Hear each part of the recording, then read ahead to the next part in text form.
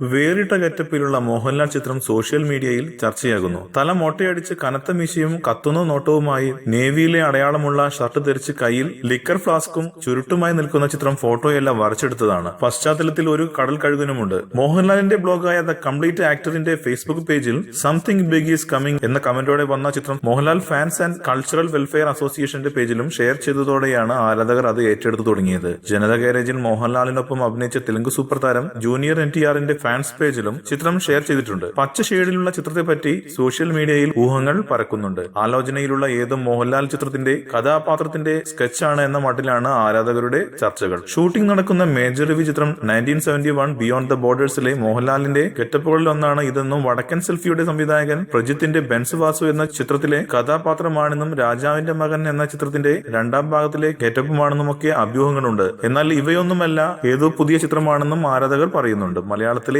ആദ്യ 100 കോടി ക്ലബ്ബ് ചിത്രം പുലിമുരുകന് ശേഷം ലാൽ ആരാധകർ വൻ പ്രതീക്ഷയോടെയാണ് അടുത്ത ചിത്രങ്ങൾക്കായി കാത്തിരിക്കുന്നത്. ജിബു ജേക്കബിന്റെ ചിത്രം മുന്തിരിവള്ളികൾ തളിർക്കുമ്പോഴാണ് ഇനി പുറത്തിറങ്ങാനുള്ള മോഹൻലാൽ സിനിമ.